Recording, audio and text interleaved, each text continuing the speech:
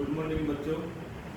आज हम आपके साथ घर से पढ़ो कार्यक्रम में कक्षा 8वीं क्लास का चैप्टर नंबर 2, चैप्टर का नाम है तलाश, उसके बारे में आज चर्चा करेंगे। इससे पहले भी हमने आपके साथ बहुत सारी वीडियो शेयर की हैं। जो इम्पोर्टेंट टॉपिक हैं वो ज़रूरी नहीं है कि 8th क्लास के बच्चे ही इसको देखें।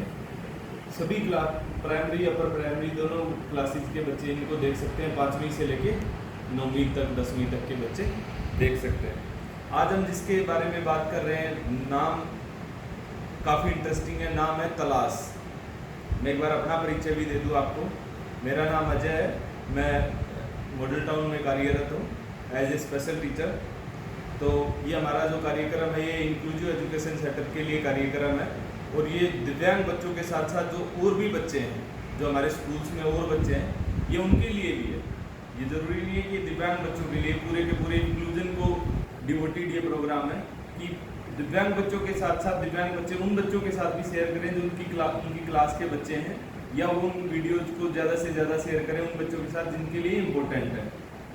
तो आज हम टॉपिक के बारे में बात करेंगे। तो हमारा टॉपिक जो है वो कक्षा 8 का टॉपिक है, भारत के अतीत की झांकी।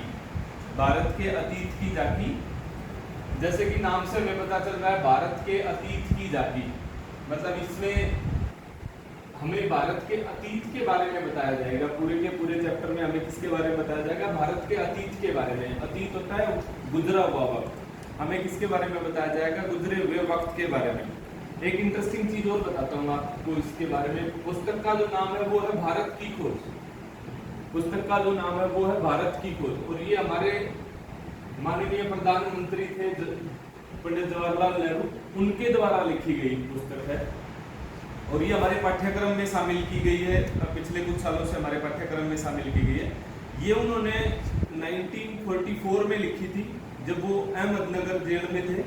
तो उन्होंने भारत के अतीत के बारे में वर्णन किया था कि भारत का अतीत कैसा था। भारत इतना विशाल सम्राट होते हुए भी, इतनी सारी विरासत को समेटे हुए भी, इतना विशाल भारत को क्यों कहते हैं? भारत को विशाल या भारत को सम्राट कहते हैं। भारत प्राचीन सभ्यताओं से में भी भारत का एक अलग ही नाम है। भारत की सभ्यताओं में जो प्राचीन सभ्यताएं हैं, जैसे हमारी सिंधु घाटी की सभ्यता, मोहनजोदड़ो की सभ्यता, मिस्र मेसोपोटामिया की जो सभ्यताएं थी, उनमें कहीं ना कहीं भारत का नाम भी शामिल होता है, क्योंकि हमारी जो सभ्यताएं थी वो इतनी डेवलप्ड थी या इतनी वेल मेंटेन थी कि उनका नाम उनके साथ जरूर आता है। जैसे मिस्र की सबसे पुरानी सभ्यता मिस्र की सभ्यता है, मेसोपोटामिया की सभ्यता है, लेकिन कहीं ना कहीं भारत भी उसका पार्ट है। तो हमारी जो सभ्यता है उसके बारे में बताया गया कि हम कितने पुराने और कितने विशाल हमारा जो इतिहास है उसके बारे में उन्होंने चर्चा की। तो इनके राइटर जो थे हमारे वो former prime minister Pandit Jawaharlal Nehru थे। और इसके बारे में हम भारत के इतिहास के बारे में बात करें तो सब्जेक्ट ऐसा है कि सारा का सारा बोर्ड पे नहीं लिखा जा सकता। ये मेन जो टॉपिक्स थे जो वो लिखे गए कि किसने इनकी पुस्तक को लिखा, किसके द्वारा लिखा गया। और भारत के हमारा जो लेसन है वो लेसन नंबर 2 है, उसका नाम है भारत के अतीत की झांकी। तो नाम से ही प्रतीत हो रहा है कि हमें अतीत के बारे में जानना है। तो उसमें राइटर कहते हैं कि राइटर जो हमारे फॉर्मर प्राइम मिनिस्टर थे वो कहते हैं कि बीते हुए सालों में मेरे मन में भारत का इतिहास ऐसे घूम रहा है कि उसको समझने और उनके प्रति अपनी प्रतिक्रियाओं का मैं विश्लेषण करने की कोशिश करता हूँ। तो मेरे बचपन की ओर लौटकर याद करने की कोशिश की, तब मैं कैसा महसूस करता था। मेरे मन की जो अवधारणा थी वो अपने प्राचीन टाइम को याद करते हैं और वो देखते हैं कि उस टाइम का भारत कैसा था, क्योंकि उन्होंने ये बुक 1944 में लिखी। तो वो उससे 20 साल पहले, 30 साल पहले की बात करते हैं और वो अपने पूर्वजों के द्वारा जो उनको इतिहास बताया गया था उसके बारे में वो सोच के उस चीज़ को एक धुंधला सा प्रतिबिंब अपने दिमाग में लेके आते हैं। तो उसके बारे में क्या कहते हैं, आखिर ये भारत है क्या? उन्होंने अपने आप से क्वेश्चन किया कि आखिर ये भारत है क्या? तो भारत आप सब जानते हो कि भारत हमारे देश का नाम है और भारत कैसे पड़ा उसके बारे में हम आगे चर्चा करेंगे। भारत हमारे देश का नाम है, ये भारत है क्या? अतीत में यह किस विशेषता का प्रतिनिधित्व करता है? वो अपने आप से पूछते हैं कि अतीत में भारत किस विशेषता का प्रतिनिधित्व करता है। भारत एक ऐसी बड़ी सभ्यता की ओर इशारा करता है कि जो सबसे अच्छी सभ्यताओं में जिसकी गिनती होती थी पूरे विश्व में। भारत एक प्राचीन शक्ति के रूप में भी जाना जाता था। यहाँ बड़े बड़े वेद ऋषि महर्षि या बहुत बड़े बड़े हमारे विद्वान हुए हैं।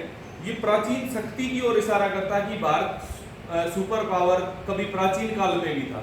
तो वो पूछते हैं कि भारत ने ये प्राचीन शक्ति खो कैसे दी? क्या उस शक्ति को पूरी तरह खो दिया जो विशाल जनसंख्या का बसेरा होते हुए भी आज भी एक बड़ी सभ्यता को सजोए हुए है? वो कहते हैं कि भारत मेरे खून में रचा बसा है, इसके बावजूद भी मैं एक बार ही आलोचक, मैं एक बार का नागरिक होते हुए होने की एक कल्पना करता हूं कि मैं बार का नागरिक होने की दृष्टि से मैं भारत को देखता हूं। तो भारत के बारे में क्या बताते हैं? भारत का वर्तमान के साथ साथ अतीत के बहुत सारे अवशेषों को जिन्होंने उसने देखा था, नापसंद करता था, एक हद तक मैं उस तक पश्चिम के रास्ते से होकर पहुंचा था। वो भारत को बताते हैं कि मैं भारत की जब खोज हुई थी तो भारत की खोज पश्चिम के रास्ते से हुई थी, और भारत की खोज इतिहास के अनुसार तो लिखते हैं वास्को डी गामा ने की थी, लेकिन भारत की सभ्यता उससे भी प्राचीन है। तो उसके बारे में लिखते हैं कि अगर भारत के पास वह कुछ नहीं होता जो बहुत जीवंत और टिकाऊ रहा है, तो भारत की सभ्यता इतनी लंबी और लॉन्ग लास्टिंग नहीं होती, क्योंकि भारत के पास कोई न कोई ऐसी चीज जरूरी है कि जो सभ्यता को आज भी हमारे अंदर संजोए हुए है। तो उसके बारे में कहते हैं कि हमारी प्राचीन जो सभ्यताएं हैं सिंधु घाटी, उनके बारे में बताते हैं कि मैं भारत के उत्तर पश्चिम में, तो हमारी जो सिंधु घाटी की जो सभ्यताएं थी वो कहाँ थी? भारत के उत्तर पश्चिम में।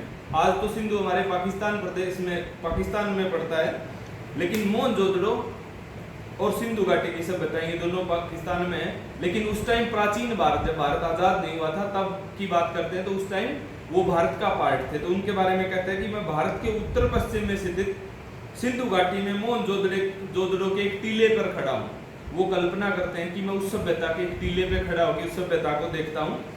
मेरे चारों तरफ उस प्राचीन नगर के घर और गलियां बिखरी हुई थी। मेरे चारों तरफ उस प्राचीन नगर के घर और गलियां बिखरी हुई थी, जिसका समय 5000 वर्ष पूर्व। वो बताते हैं कि वो जो सभ्यताएं थी उनका जो हम इतिहास में कालखंड में यदि बात करें तो वो 5000 वर्ष पूर्व की सभ्यताएं थी। साथ ही यह भी कहा गया है, इसमें एक फोटो भी दिया गया है कि जिसमें दिखाया गया कि मोहनजोदड़ो की एक नाली और उसका विशाल प्रवेश द्वार, वो हमारी इतनी सिविलाइज्ड सभ्यता थी कि जिसका सारी चीजें एक दूसरे से वेल कनेक्ट थी। मतलब आपका सिवरेज सिस्टम क्या, हमारी सबसे मेन जो चीज थी वो उसमें सिवरेज सिस्टम क्या, हमारे गोदाम के भंडार क्या, हमारा वो वास्तुकला से वो बहुत ही सुदृढ़ सभ्यता थी। वो लिखते हैं कि वहां एक प्राचीन और पूर्णतः सभ्यता विकसित थी। जैसे हमने बताया कि वो अपनी आप में एक पूर्णतः सभ्यता थी। स्थायी रूप से टिके रहने का कारण उसका ठेठ भारतीयपन और यह आधुनिक भारतीय सभ्यता का आधार है कि हमारी वो संस्कृति, वो हमारी आज भी हमारी सभ्यता का कहीं न कहीं बेसलाइन है, हमारी सभ्यता का आधार है। 5-6 हजार वर्ष या उससे अधिक समय तक निरंतर बनी रहे, वह भी बराबर परिवर्तनशील और विकासमान रहकर, कि हम परिवर्तनशील रहकर और विकासमान रहकर हमने 5 से 6 हजार वर्ष पुरानी जो सभ्यताएं हैं वो आज भी हमारे अंदर कहीं ना कहीं विद्यमान है। अब ये कहते हैं कि फ्रांस, फारस, मिस्र, ग्रीस, चीन, अरब, मध्य एशिया और भूमध्य सागर के लोगों से उसका बराबर का निकट संपर्क रहा है। कि हमारी जो कनेक्टिविटी थी, हमारा जो आदान प्रदान था, वो इन सब देशों के साथ रहा है। फारस के साथ भी, मिस्र के साथ भी, ग्रीस के साथ भी, चीन के साथ भी, अरब, मध्य एशिया और भूमध्य सागर, इनके साथ हमारा निकट संपर्क रहा है। यद्यपि भारत ने उन्हें प्रभावित किया और स्वयं भी उनसे प्रभावित हुआ कि जो हमारी बाहरी शक्तियां थी, ये जितने भी हमारे पड़ोसी देश थे, उनसे हमारी सभ्यता पे कहीं ना कहीं असर पड़ा और हमारी सभ्यता का दूसरे देशों की सभ्यता पे उसका डायरेक्ट और इनडायरेक्ट असर रहा है। मैं भारत का इतिहास और उसके विशाल प्राचीन साहित्य के कुछ अंशों को पढ़ा। मुझ पर विचारों की तेजस्विता, भाषा की स्पष्टता और उसके पीछे सक्रिय मस्तिष्क की समृद्धि ने गहरा प्रभाव डाला। मैं उन पराक्रमी यात्रियों के साथ भारत की यात्रा की, मैंने उन पराक्रमी यात्रियों के साथ उन्होंने कल्पना में जो भारत में जिन्होंने यात्रा की, होनशांग, फेयान, ये बहुत सारे विदेशी यात्री जो भारत आए, जिन्होंने भारत के बारे में बहुत कुछ लिखा है, उन्होंने भारत का बहुत अच्छा चरित्र चित्रण किया है, बहुत अच्छी अच्छी बातें लिखी है भारत की सभ्यता के बारे में। तो उनकी दृष्टि से यदि वो देखते हैं, जो मध्य एशिया तथा पश्चिमी दिशा से आए थे और अपनी यात्राओं की दास्तान छोड़ के गए कि भारत के इतिहास को वो स्वर्णिम अक्षरों में लिख के गए हैं, तो उनकी दृष्टि से देखता हूं तो मैं पूर्वी एशिया, अंगकोर, बोराबुदुर और बहुत सी जगहों में भारत की उपलब्धियों के बारे में सोचता हूं। मैं उस समय की भारत की उपलब्धियों के बारे में देखता हूं। मैं उस हिमालय पर घूमता रहा जिसका पुराना मिथकों और दंत कथाओं के साथ निकट संबंध रहा है कि भारत का जो हिमालय है उसको लेके बहुत सारी दंत कथाएं हैं, मिथ कथाएं हैं, बहुत सारे ऐसे कहानियां हैं कहीं जिनको कि जो उसके साथ साथ उसकी संस्कृति के साथ साथ चलती आगे बढ़ रही है, वो आज भी हमारे अंदर सुनाई जाती है या बताई जाती है और हमारे विचारों और साहित्य को बहुत दूर तक प्रभावित किया कि हमारा जो ज्योग्राफिकल जो एरिया है हिमालय, उसने हमारी सभ्यता को कहीं न कहीं प्रभावित किया है। उसने विदेशी आक्रमणताओं से हमें सुरक्षित रखा, हमारी सभ्यता को बचाए रखा, तो उसका हमारी सभ्यता पे बहुत बड़ा प्रभाव रहा है। वो बेसिकली जम्मू कश्मीर से थे तो इसलिए उनका पहाड़ों के प्रति विशेष प्रेम था और विशेष रूप से उन्होंने मान पर्वत से निकलकर भारत के मैदान में उन्होंने फिर भारत की नदियों की जो महत्वता है उसके बारे में बताया कि भारत में इंडस या सिंधु जिसके आधार पर हमने नाम की बात की, जिसके आधार पर भारत पर हमारे इस देश का नाम पड़ा इंडिया। जो इंडस जो हमारी इंडस सिविलाइजेशन थी उसको, जो हमारी सिंधु नदी है उसके नाम पे कहते हैं कि हमारे देश का नाम इंडिया पड़ा।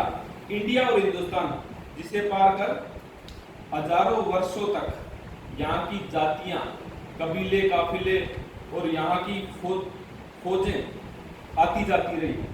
ब्रह्मपुत्र हमारी जो नदी है वो इतिहास की मुख्य धारा से लगभग कटी हुई नदी है, लेकिन हमारी जो एक दूसरी नदी है गंगा नदी, उसके आसपास हमारा पूरा का पूरा भारतीय इतिहास घूमता रहता है।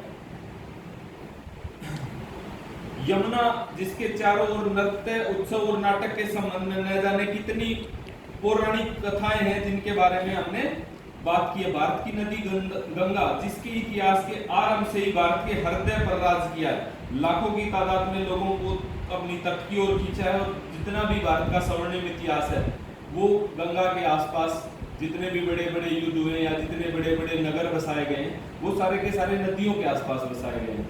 जैसे हमारा भारत में काशी या बनारस का बहुत महत्व वो गंगा के किनारे है।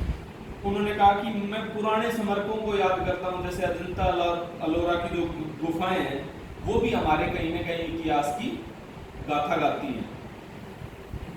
मैं आगरा और दिल्ली के कुछ समय बाद बनी खूबसूरत इमारतों को भी देखा है कि वो भी कहीं न कहीं भारत के उस स्वर्णकालीन इतिहास की बात करती हैं जिसका भारत के उस पर बहुत बड़ा प्रभाव है। भारत की अब नेक्स्ट जो हमारा वो है भारत की शक्ति और सीमा। भारत की शक्ति के बारे में बात करते भारत की शक्ति के स्रोत, उसके पतन और उसके नाश के कारण खोज लंबी उलझी है, पर पतन के कारण अभी तक स्पष्ट नहीं है। जो हमारी सभ्यताएं थी उसका पतन का कारण आज तक स्पष्ट नहीं है, लेकिन फिर भी हमारी जो आज की सार्थकता है वर्तमान की वो कहीं ना कहीं सभ्यता से जुड़ी है, तो हम उसको पतन के साथ नहीं जोड़ सकते। इसलिए इस पूरे के पूरे लेसन में वो भारत के बारे में ही उसकी विस्तार से चर्चा करते हैं। भारत की तलाश, इसलिए इस टॉपिक का नाम पड़ा। और इस तलाश को वो पूरा तब मानते हैं जब वो इस पूरे के पूरे इतिहास को बड़े बारीकी से देखते हैं और उनका भारत की विविधता और एकता में बड़ा अटूट विश्वास था। वो भारत की एकता को बड़ा अद्भुत बताते हैं। वो इसलिए बताते हैं कि प्राचीन काल से लेकर आज तक भारत ऐसे ही खड़ा है जैसे भारत प्राचीन काल में खड़ा था। आज भी भारत ऐसे ही अपनी उन्नति की ओर अग्रसर हो रहा है और उस टाइम में भी ऐसे ही उन्होंने भारत के वर्तमान के बारे में भी बात करी। तो हम आज इस टॉपिक को पूरा करेंगे और इसमें एक और टॉपिक है जन संस्कृति। उसके बारे में भी उन्होंने कहा कि भारत की जो जन संस्कृति है उसमें विविधता होते हुए भी एकता है। यहाँ पर मतलब अलग अलग धर्म समुदाय के लोग रहते हैं, लेकिन फिर भी उनकी एकता स्पष्ट दिखाई देती है। तो इसका जो अभ्यास का पार्ट है वो सारे बच्चे करेंगे, और इसके बारे में किसी को किसी प्रकार का कोई डाउट हो तो व्हाट्सएप ग्रुप पे फिर से वो अपना क्वेश्चन रेज कर सकता है। Thank you.